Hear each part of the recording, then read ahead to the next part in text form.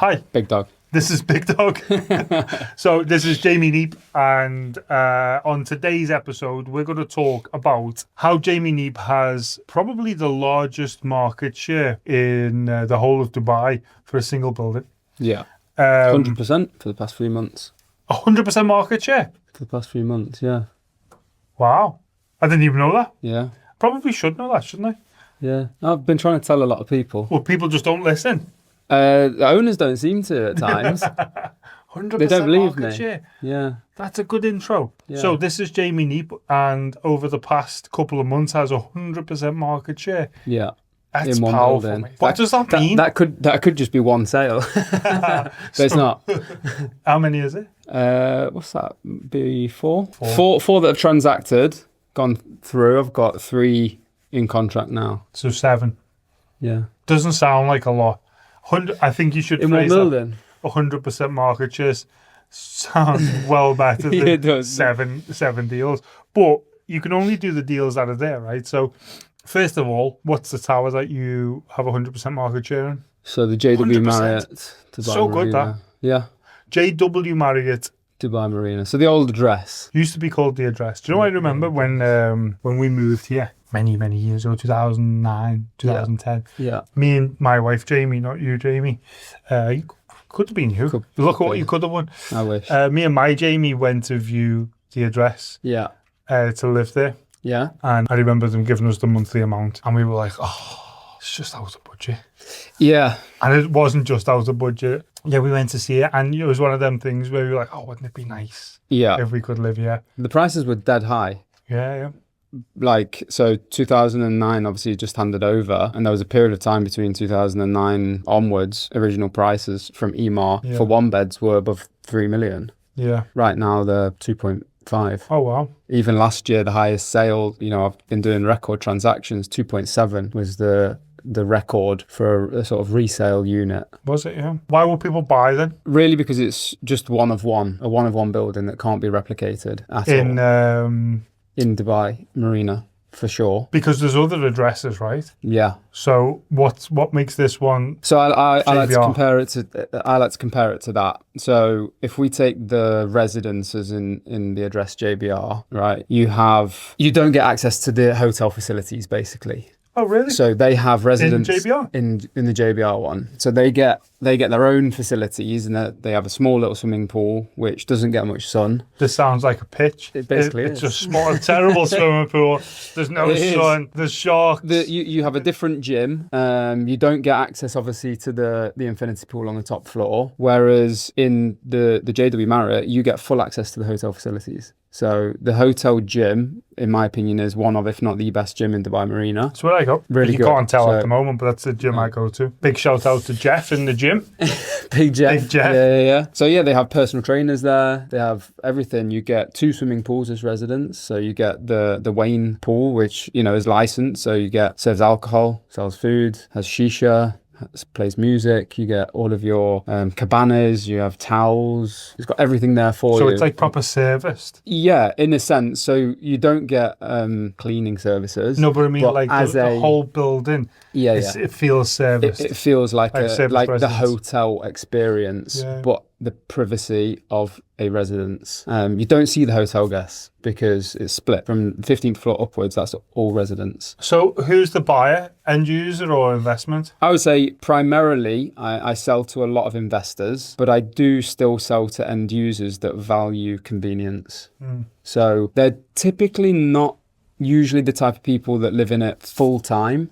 I have people that do. Like holiday home type. I have setup? people that do, but a lot of my clients will live here for 6 months of the year. They're business people. They travel. They use it as their base because of the various different things that it offers. The access to the mall, the easy often on Sheikh Zayed Road. That's the bit that I think is important, because when you think of, so I go to the spa at the Ritz and I love it there, right? But I have to be strategic with traffic. Yeah. Because it's a nightmare. Yeah. It's Dubai Marina. It's one of the busiest places on planet Earth. Yeah. And once you're in some traffic there, you might be there for a long time. Especially in that area of That bit. of JBR as well, yeah. So I have to plan when I'm going. Yeah. which is a bit of a pain in the arse, right? Yeah, you want to be going Whenever it wants. Yeah. And then that's what the thing I like about JW Marriott, though. So if I'm going to the gym there, it's just dead easy. But not a lot of people know about it. Yeah. I have owners. I was literally with one of the one beds I sold last week. The owner didn't know that there was an entrance on Sheikh Zayed Road. It's wild, isn't it? And he's owned it for 4 years. But it just makes it so much easier. So much easier. You skip the marina traffic immediately. Yeah. It's just pure convenience. Of a morning, so obviously our office is in next door. I've only ever used that. That's how I come to work. Yeah. Because the rest of the marina is just mayhem. Yeah. But it's mad that some people don't know about that. No. So your typical buyer right now is majority investors, but there are some end users in there. Yeah. So a lot of the people I'm selling to right now, in terms of if they're an investor, they actually already own in the building. So I'm finding a lot of people buying a lot of repeat business. Typically, studios have always done well on Airbnb because so it's basically purely exactly a return the same. buy. Yeah. And what type of returns can you get there? Well, right now, if we look at what the Airbnb returns were last year, let's say when tourists were here, then you were netting probably close to 150, 150,000 on a studio. On a studio. What's that percentage? So it'd be about 8%. That's good. Net. Yeah. That's solid, isn't it? Yeah. What about, and that? So I think the historic issue with service charges on service buildings is that they're extremely high. Yeah. And which they are there, or they look extremely high on the face of it, but actually I like to break it down because approximately 42 dirhams per square foot, where if you compare that to let's just say a standard Emaar tower in Dubai Marina, they're close to 20, 24, so almost double. Yeah. But what you get in that is your AC. Now a lot of Emaar buildings have actually taken AC out of service charges. They're still in service charges in that building. You get Wi-Fi. As we know, Wi-Fi is minimum 500 dirhams a month. Yeah.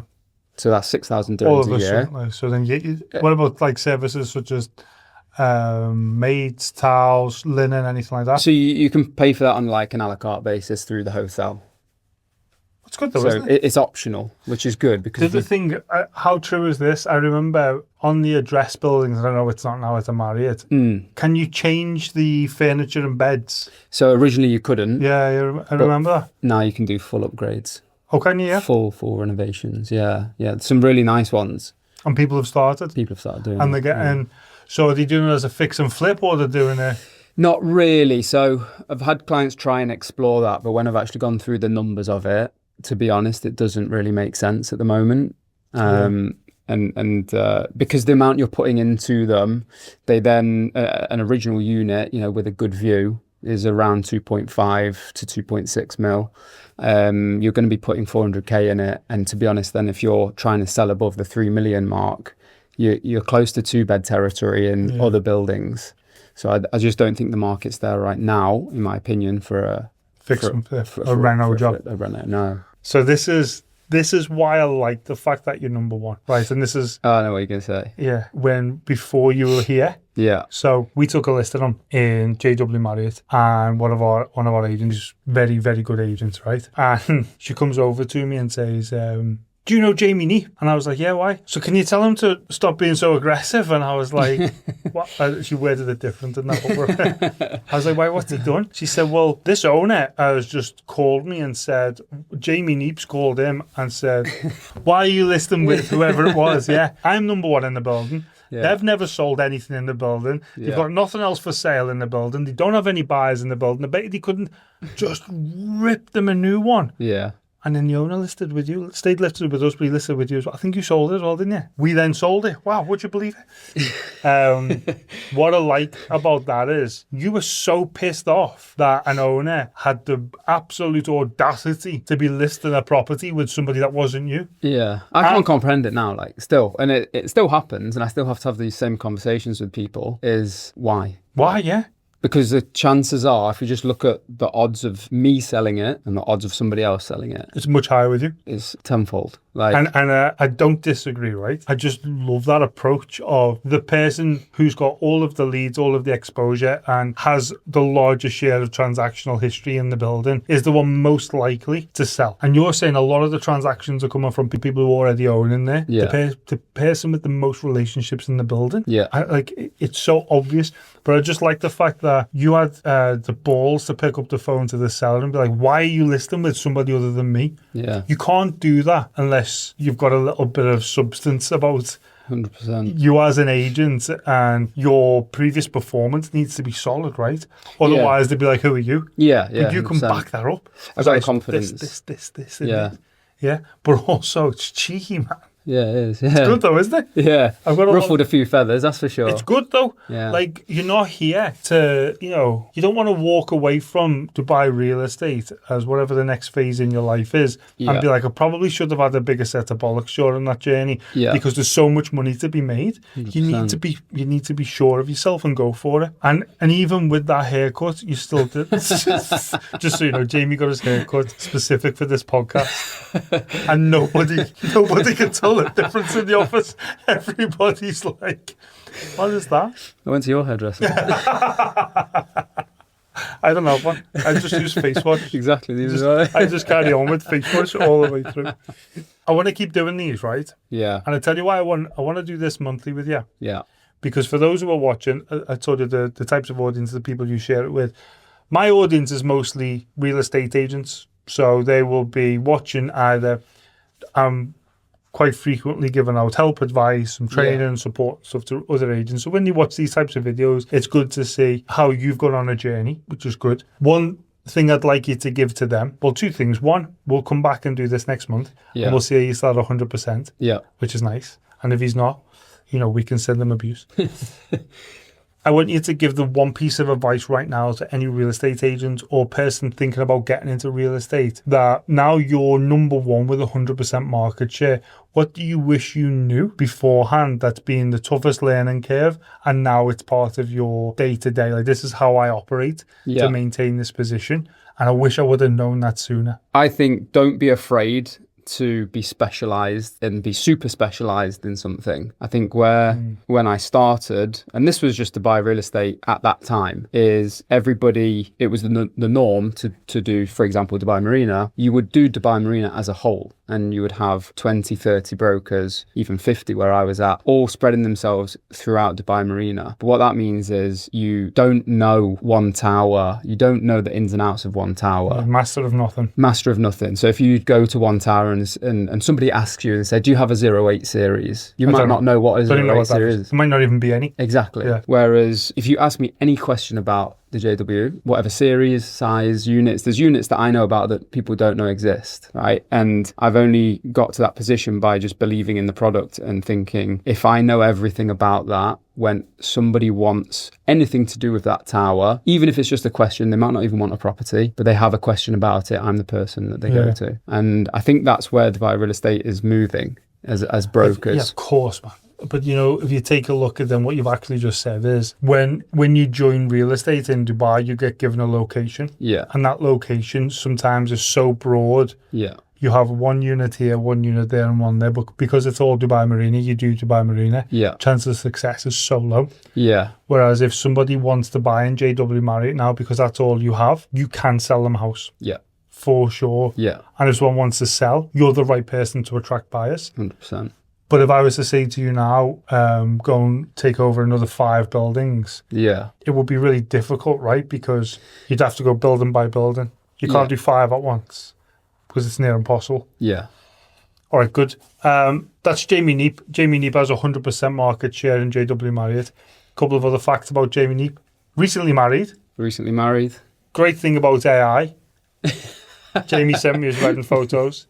Put them into AI, and I made either him or his wife extremely fat, and resent them back. So your wedding photos now have got... They're the ones we're getting framed. They're the ones for the wall. Yeah. Also, terrible golfer. Yeah. Terrible golfer. One thing you should know about Mark, if he hasn't, he likes to... Cheat, yeah. So I just think he makes up handicaps. Creative. It is creative, we play creative golf. Yeah, And at but the it end of always it, seems to be it's in my favour. Yeah, Come on, man. I've got to have some of the perks of being in charge. I get to make the rules on the golf course. true. So yeah, there's a bit of cheating, but it just is what it is. It is what it is. Jamie's a terrible golfer, but thank you for coming on. Yeah, The best at my JW pleasure. Marriott, the worst on the golf course. And we'll check in on the next episode with Jamie. Yeah, If you want to find out a little bit more, jump onto one of the portals, see what stock he's got, see what type of market share he's got, ask him some questions. If you've got a buyer for JW Marriott and you don't know the building, speak to Jamie. yeah. Because he's definitely got the stock. And if you're looking to buy there yourself, speak to Jamie. Looking to sell in JW Marriott, speak to Jamie. You want to buy or sell in a different tower, don't speak to Jamie. You want to play golf with someone and win, speak to Jamie. Thank you so much, mate. I enjoyed that.